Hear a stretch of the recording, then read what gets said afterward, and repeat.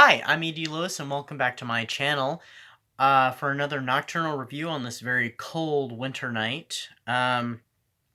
Before we get started, please follow me on social media. All the information is down below for Instagram, Twitter, Bookbub, Goodreads, Wattpad, all that fun stuff. And if you're interested in any of my writings, the link to my Amazon page is down below as well. Also, hit that notification. It's not called notification, it's called subscription. Hit the subscribe button and hit that little bell so you'll know when I get a new video up. You'll be notified instantly. And please hit like on this video. And if you have a comment on what I'm reading, what the video is about, so on and so forth, or you just want to say hi, as long as it's nothing rude, inappropriate, or, stuff like that. Nobody wants to hear about that. Nobody wants that. So yeah, and I don't know where everybody is at the moment. Sorry, I got distracted by something. I was like, what is that little thing right there? I forgot. It's the little tassel from my bookmark. Sorry, it was just like, what was that? Anyway, so I don't know where everybody is at, because everybody's, everywhere. But we recently got a lot of snow. Well, not a lot of snow, but we got snow, and we did get a little bit of frozen rain during the whole New Year's thing, and so that was fun. I mean, it didn't cause anything bad from what I understand, but I mean, I'm not a fan of snow and ice and cold. I prefer warmth. So, but anyway. Unless it's fiction, in that case, or a nice picture of a snowy lawn or snowy farm or mountains with snow, yeah, that. But I don't like snow. I'm not a fan of it. So it's a new year, which means new reviews. I have some new equipment that I'll be using sometime soon. I'm just not ready for it yet, but there'll be a little bit of trial and error, so bear with me. I've been working on my TBR, and so I've gotten through already 2 full books on my TBR, which my last video, of course, was on Best Man on the Planet by C.G. Twiles, and I did name that as the best book from 2020 out of the few books that from 2020 I actually read. As well as on which she was very thrilled about that, and I understand why I'd be thrilled too. So, which it was a fantastic book, and I recommend it to everybody. I also named it as one of my favorite books of of all the books I read during 2020, no matter what year they were from.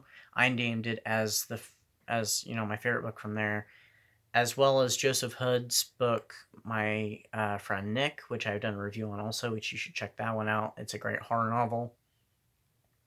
And the other books I named in there were House of Dark Shadows, Crimson Peak. This is in no particular order now. It's just the first 2. My top 2 were, I had to name those in order. Mexican Gothic, and Flowers in the Attic. Those were my top 6. But I enjoyed, I think, every book I read during 2020. It's just those were the top 6 anyway. So, I mean, I enjoyed every single book, I'm pretty sure. I don't think there was one book I hated. I think there was a book that disappointed me, but we've already kind of talked about that. But it was still good. I still enjoyed the book. It's just I had a little disappointment there. Excuse me. So, the second book on my TBR that I've completed is what I'm going to review tonight. And so, it is Gothic Dreams, Necronomicon by Sammy Maine. Excuse me. It is dark fantasy, digital art, and H.P. Lovecraft. I picked this book up at Barnes and Noble. No, it wasn't Barnes and Noble. It was Books A Million. It was a bargain book, so it was pretty cheap. And I enjoyed it immensely. It was very informative. I mean, some of the things it just kind of glossed over. It did leave out some information that I could have easily filled in, and I'm sure a lot of people could easily fill in. But it talks about the Necronomicon. It is not a fiction book. It is a book about fiction stuff. It is a nonfiction book about fictional stuff. It is about the Necronomicon and about how it has how it was created by H.P. Lovecraft, how he used it, and how it has influenced media, all kinds of different media. So, I mean, like, if I look at my notes here, oh, by the way, this book is nonfiction. It is Gothic fantasy, Gothic horror, and cosmic horror, and horror in general. It was published in 2015 by, and I already said it's by Sammy Maine. So, in this book, like I've already kind of said, I'm just going to go in a little more detail here. Maine very much digs into the Necronomicon, how it was used by Lovecraft, how he developed it in his stories, and she even kind of goes in, how he used it as a literary device, and even kind of does a little bit of speculation of how he might have come about creating it. Nobody's quite sure exactly where he got the inspiration from. There's a couple different ideas out there, but she covers all of them. Maybe there's even more than she covers. I'm not sure, but I mean, she goes over it. And then she also kind of looks at how it has influenced his contemporaries and the letters he did between his other author and writer friends, and how they used it in their work and expanded upon the mythology during his lifetime and a little bit after. Such contemporaries such as the young Robert Bloch, who of course became a very very good writer in his own right and stuff, with writing such books as Psycho and American Gothic, and there's that one short story I've read of his that was in the Cthulhu mythos, but I can't think of what it's called. I think it's something about a journal in a cabin or something like that in the woods. I don't know, I can't remember, but it's a very good story. I found it quite enjoyable. It's very very Lovecraftian. This book also talks about how the Necronomicon has influenced modern authors such as Stephen King and Neil Gaiman, and hold on, there was another one I didn't write down in my notes, but I wanted to mention.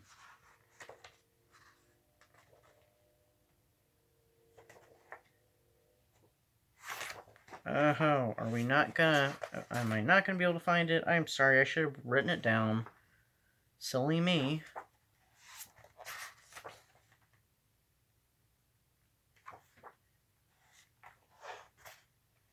His name is on the tip of my tongue.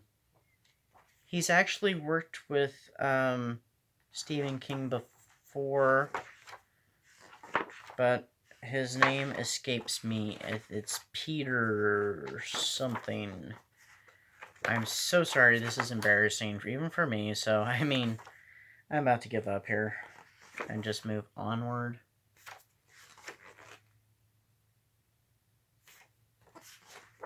Well, I think I remember his name, but I don't want to get it wrong and say the wrong name. So, I mean, if anybody remembers, because, I mean, as soon as I finish this video, I'll probably remember. But if anybody does and they want to comment it in the comments, please do. I gotta open the book anyway, because I'm going to show some of the inside of the book. So, is his name Peter Stubb? If that's wrong, I am so sorry. I should have written it down. I did not. I made just some scant notes because I knew basically what I was going to talk about. I just left these as reminders. And then, of course, the inspiration for art, which I'm going to show you right now. Like, look at this art inside this book. I mean, really, look at this. I don't know where the glare is hitting it, so I'm just kind of moving it back just a little bit, back and forth. Because, I mean, this book has such fantastic art in it. And some of it is really freaky stuff.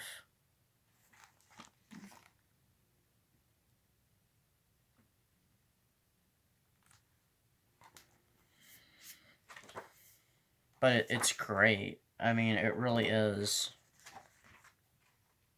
That one would be really hard to see on camera, I think.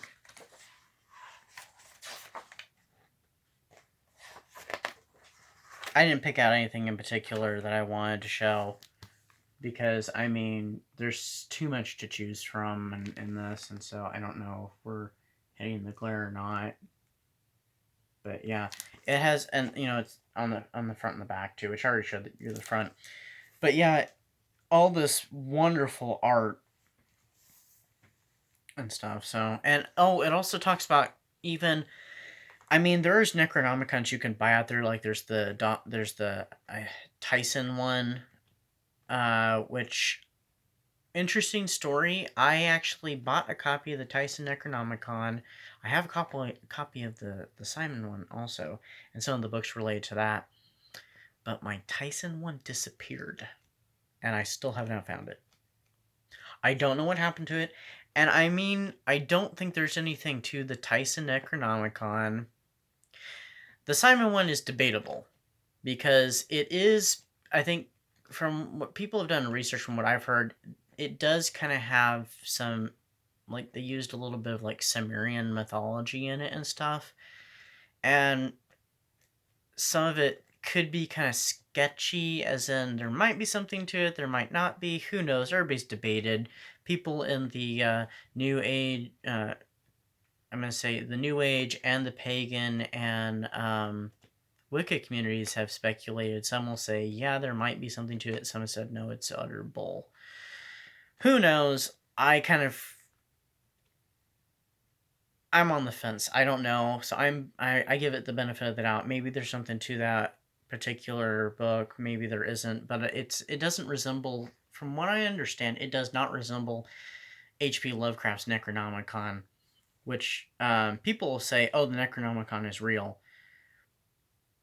Not the one H.P. Lovecraft, of course, created, but, I mean, there are physical books called the Necronomicon, like the Simon one and the Tyson one, so yes, there are books called the Necronomicon. But that one, I'm not trying to sound superstitious or anything like that, which I use that term broadly, for those who might think I'm being silly. I just give it the benefit of the doubt because there's so much in this world we don't know about.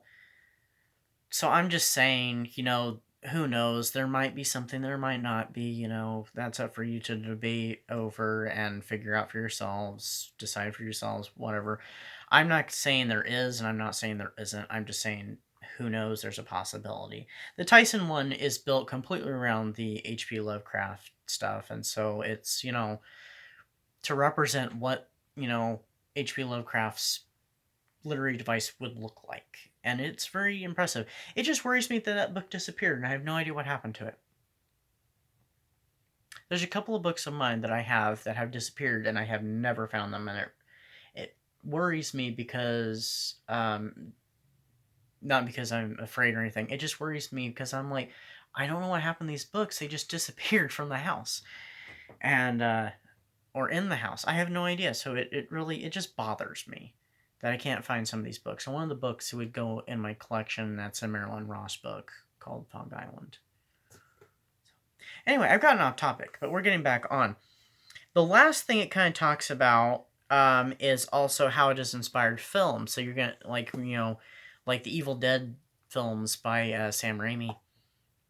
And the movie Alien, how it kind of there's a book by, I think it was, I think his name is Ginger. I'm only guessing how to pronounce his name. It's G-I... Oh, heck, I just had it in here. And yes, I am censoring myself. Well, anyway, I just flipped through and I saw his name and stuff, but, he's the one who actually did design the xenomorphs in the movie Alien. So the movie, like I said, Alien. And, oh, here's another great piece of art. I don't know why I didn't show this. That is just awesome. Look at that. That is beautiful and freaky and stuff, so it's great. And also, there's another movie I was thinking of, and oh yeah, Jason Goes to Hell, where you see the Necronomicon appear in that movie too. So, lots of horror films have been inspired by the Necronomicon and H.P. Lovecraft. So there's a lot of Lovecraftian horror out there, whether if it is directly based off his work or it just has some inspiration added to it. I've done some H.P. Lovecraft reviews, and there's plenty others I could do. There's plenty of stories that I've already read that I could do reviews over. But still, it's fun. And there's a lot of things that were left out of this book that I could have, easily, been, I could have, even, injected myself and say, oh, which I did while I was reading. I was like, oh, they forgot to mention this. Oh, she forgot to mention this. Oh, but, it's a good book. I enjoyed it. It gives kind of a brief review. It's kind of a starting point book. And there's another book in this series that's on Cthulhu. But there's another one I discovered that's Gothic Dreams Steampunk, and I would really love to check that one out. There's a whole bunch of these books I found on Amazon that I think would be really interesting, but the steampunk one really grabs me. So, I mean, if you're interested in H.P. Lovecraft and you're interested in, the Necronomicon and how it has, influenced our pop culture, and, how H.P. Lovecraft's work has, influenced us, check out this book. There might be a digital copy of it. There's just one more thing. I just wanted to say that I've already moved on to the next book on my TBR, which there's no particular order on my TBR. It's just whatever I pick up. So this is the next book I'm working on, and I'm actually reading this on my Kindle as well as reading the paperback version. So I'll flip-flop. And actually, when I'm keeping track on Goodreads, I am using the percentage thing on my Kindle. So when I read on here, I flip to where it is on the Kindle edition, and I use the percentage off there. But this is a fantastic book. It is Joseph Hood's second book, The Bride of Warren. It is set in the same universe as My Friend Nick. It takes place after it, actually.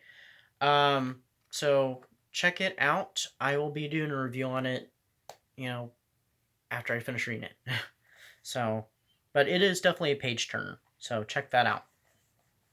That's all I have for you for tonight. I got a little off topic, which I apologize for. But, I didn't intend for this to be a very long review. And the book is really short, the Necronomicon one. It's only like 100 and some pages. So only like 120 some. So it was really short. And some of the pages, like you saw, are just art. They don't have any words on them at all. And there's really not that many words on the page that do. So I knew it was going to be a quick read for me to knock out. So without any more further ado, keep warm, stay safe, wear your mask, social distance, all the stuff you got to do. And remember, we are in a new year with new possibilities. From what I understand, we are officially in the age of Aquarius. So, we're in a new era, we're in a new time, so we'll see what that brings us. And keep hopeful, because, new year, new energy, new vibes, and hopefully good ones. So, keep your fingers crossed and stay hopeful. That's all I got for you for this video. I will see you next time, and hopefully on social media. So, bye-bye.